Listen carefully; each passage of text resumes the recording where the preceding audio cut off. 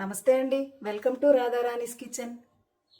ఈరోజు సారికంద ఫ్రై చేసుకున్నామండి. పిల్లలకి పెద్దలకి అందరికీ ఇష్టపడే ఫ్రై అండి. పాతకాలం నాటి వంట చాలా బాగుంటుందండి. రండి మరి తయారీ విధానం చూద్దాం.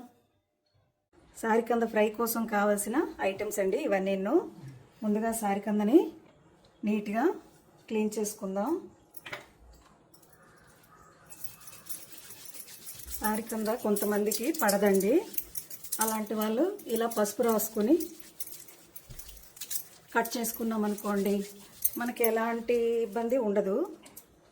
కొంతమందికి బాగానే ఉంటుంది, కొంతమందికి పడదు. ఇప్పుడు ఇలా నీట్గా పీల్ చేసుకోవాలి పైన తొక్కంతాను.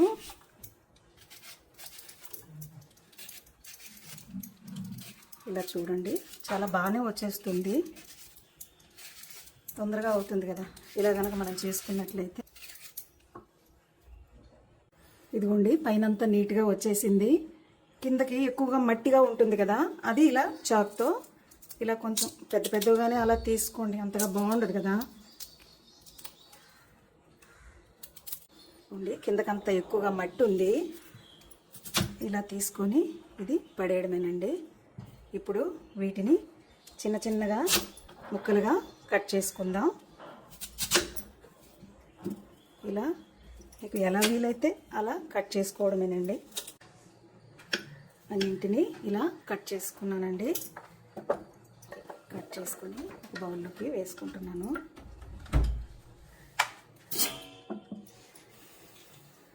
ఆనియన్స్ కట్ చేసుకుంటున్నాను.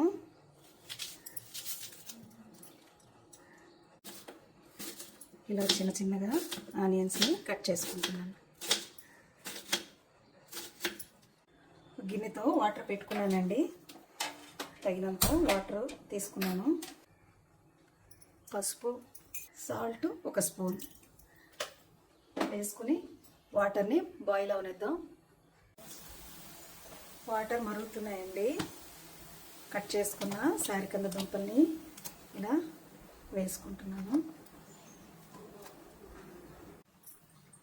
సారికంద ముక్కల్ని వేసుకున్నాక ఇలా ఉడుకుతూ ఉన్నాయి కదా, 10 నిమిషాల్లో ఉడికిపోతుందండి. అలా సిమ్లో పెట్టుకొని ఉడికించుకోవాలి.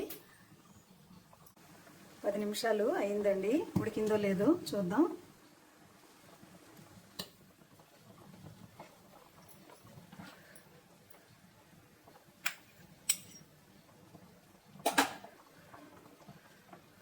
ఉడికిపోయిందండి. ఇదిగోండి, చాలా సాఫ్ట్గా వచ్చింది.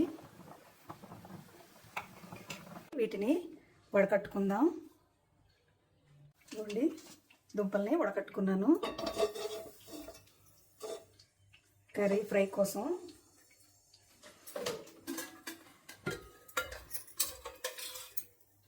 తగినంత ఆయిల్ వేసుకుంటున్నాను. ఆవాలు వేసుకుంటున్నాను. ఆవాలు ఫ్రై అవుతున్నాయండి. మినప్పప్పు వేసుకొని సిమ్లో పెట్టుకొని ఫ్రై చేసుకోవాలి. ఈ ఫ్రైకి ఎప్పుడన్నా వేరుశనగ నూనె వేసుకోండి, బాగుంటుంది టేస్ట్. మినప్పప్పు ఫ్రై అయిపోయిందండి.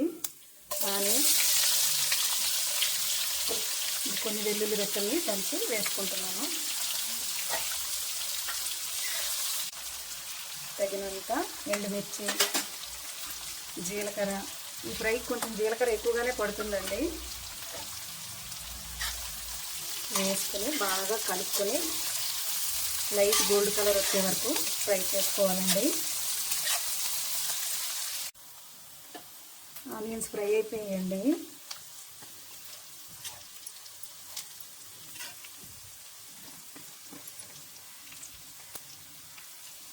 ఇంగువ 1 స్పూన్ వేసుకుంటున్నాను. చిన్న స్పూన్ అండి, చూశారు కదా మీరు. ఇంగువ వేసుకున్నాక అలా కాసేపు ఫ్రై చేసుకుంటే స్మెల్ అది బాగుంటుందండి.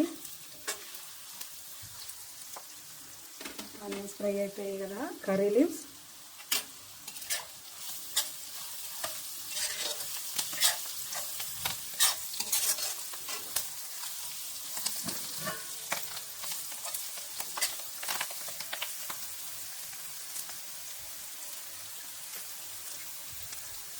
కర్రీ లీవ్స్ కూడా ఫ్రై అయిపోయాయండి. ముందుగా మనం ఉడికించి ఉంచుకున్న సారికంద దుంప ముక్కల్ని వేసుకుంటున్నాను.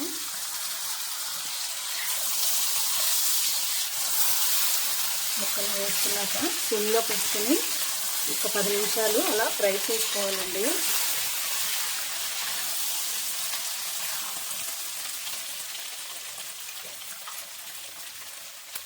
ముందుగా మనం వేసుకున్నాం కదా, అందుకని చూసుకుని వేసుకోవాలి.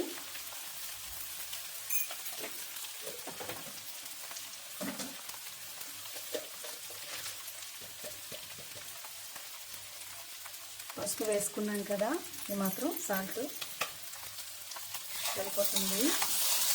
అలా ఫ్రై చేసుకోవాలండి. ఫ్రై టేస్ట్ చాలా బాగుంటుందండి. మా చిన్నప్పుడు మా పెద్దవాళ్ళు ఇలానే తయారు చేసేవారు. చాలా ఇష్టంగా తినేవారు అందరూ. మీకు కూడా చాలా నచ్చుతుందండి. ఒకసారన్నా తప్పకుండా ట్రై చేయండి. ఒక 5 నిమిషాలు అలా ఫ్రై అవ్వండి. ఫ్రై రెడీ అయిపోయిందండి. తగినంత కారం వేసుకుంటున్నాను. కారం వేసుకొని బాగా కలుపుకొని స్టవ్ ఆఫ్ చేసుకోవడమేనండి. తయారైపోయింది సారికంద ఫ్రై.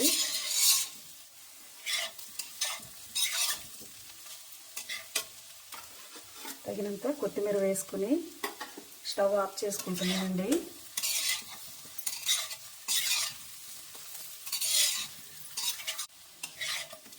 కొత్తిమీర స్టవ్ ఆఫ్ చేసుకున్నాక కనుక వేసుకుంటే ఫ్లేవరు చాలా బాగుంటుందండి. తయారైపోయింది కదండి. బౌల్లోకి తీసుకుంటున్నాను. చూడండి ఎంత బాగా వచ్చిందో. పిల్లలకి పెద్దలకి అందరికీ నచ్చుతుందండి. అంత బాగుంటుంది కూర. తయారైపోయిందండి సారికంద ఫ్రై. మీకు గనక ఈ వీడియో నచ్చినట్లయితే లైక్ చేయండి, షేర్ చేయండి, సబ్స్క్రైబ్ చేయండి. Thanks for watching.